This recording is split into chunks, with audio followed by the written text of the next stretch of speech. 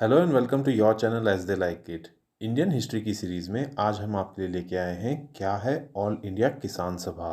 इस लेक्चर में हम जानेंगे ऑल इंडिया किसान सभा कैसे सेटअप की गई थी, इसने क्या वर्क्स किए और क्या इसके ऑब्जेक्टिव्स थे और कैसे इसका डिक्लाइन हुआ। तो आइए जानते हैं ये complete topic. All India Kisan सभा, जिसको अखिल भारतीय किसान सभा के नाम से भी जाना जाता है, ये एक पीजेंट या फार्मर्स विंग थी of the Communist Party of India. All India Kisan Sabha बनाई गई थी in 1936 by Sahajanand Saraswati during the Indian National Congress Lucknow session in 1936। Kisan Sabha movement Bihar में स्टार्ट हुआ था under the leadership of Sahajanand Saraswati, जिन्होंने बनाई थी बिहार प्रोविंशियल किसान सभा इन 1929। बिहार किसान सभा का एम था पीजेंट्स की ग्रीवांसेस को मोबिलाइज करना अगेंस्ट द जमींदार्स, और ये पीजेंट मूवमेंट ग्रेजुअली काफ़ी स्ट्रांग हो गया और स्प्रेड कर गया थ्रू आउट द इंडिया।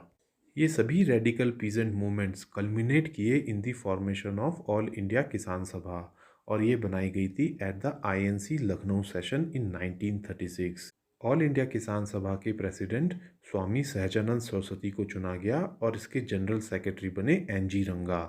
एक किसान मैनिफेस्टो भी इशू किया गया और इसने एक पीरियोडिकल चालू किया under the direction of Indulal Yagnik. अगस्त 1936 में इशू किए गए किसान मैनिफेस्टो में डिमांड की गई थी abolition of zamindari system and cancellation of rural debts. अक्टूबर 1937 में इस ऑर्गेनाइजेशन ने रेड फ्लैग को अपना बैनर बना लिया।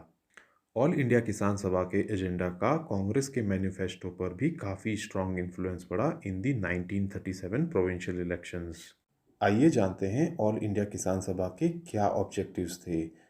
किसान सभा के तीन मेन ऑब्जेक्टिव्स थे। पहला, abolition of zamindari system. Second, reducing the land revenue. और तीसरा, इंस्टीट्यूशनलाइजिंग द क्रेडिट सिस्टम। 1937 इलेक्शंस में कांग्रेस ने काफ़ी अच्छा प्रदर्शन किया और कई प्रोविंसेस में इसकी गवर्नमेंट बन गई। इंडियन नेशनल कांग्रेस ने लगभग 28 महीने तक रूल किया था और इस पीरियड के दौरान कुछ इंपॉर्टेंट लेजिस्लेशंस लाई गई। बिहार में लैंड रेवेन्यू को फिक्स कर दिया गया एट द रेट ऑफ 1911। जो टेनेंट्स पिछले 12 साल से खेती कर रहे थे उनको अब ओनर बना दिया गया।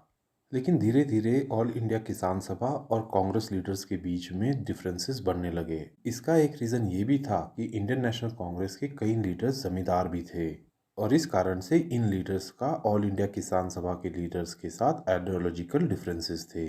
स्लोली ये पीजेंट मूवमेंट डोमिनेट होने लगा by the socialist and communist ideas, और कांग्रेस के हरिपुर सेशन में आईएनसी और ऑल इंडिया किसान सभा के बीच में रिफ्ट काफ़ी एविडेंट हो गई। और इसी कारण से 1942 में जब गांधी जी ने क्विट इंडिया मूवमेंट की कॉल दी तो ऑल इंडिया किसान सभा ने इसको सपोर्ट नहीं किया। इनफैक्ट स्वामी सहजानंद सरस्वती ने पीजेंट से अपील करी कि वो गांधी जी के इस मूवमेंट को सपोर्ट ना करें। इंडियन नेशनल कांग्रेस भी किसान सभा के मेंबर्स से डिस्टेंस बढ़ाने लगी। कांग्रेस के मेंबर्स को किसान सभा का मेंबर बनने में प्रोहिबिशन लगा दिया गया इन फरवरी 1938 एट हरिपुर सेशन। ऐसे ही जब पीजेंट मूवमेंट्स को सीवियर रिप्रेशन झेलना पड़ा इन द प्रिंसली स्टेट्स, तब कांग्रेस ने इस मैटर में इंटरवीन भी नहीं किया।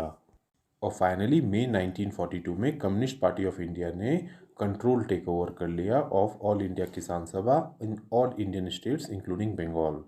तो दोस्तों, ये थी हमारी coverage regarding all India Kisan सभा। अगर ये वीडियो आपको पसंद आई हो तो हमारे चैनल को लाइक एंड सब्सक्राइब करें। साथ ही इंस्टाग्राम और टेलीग्राम से जुड़ें, जहाँ की हम फ्री पीडीएफ और फ्री क्वेश्चन बैंक देते हैं। Thank you.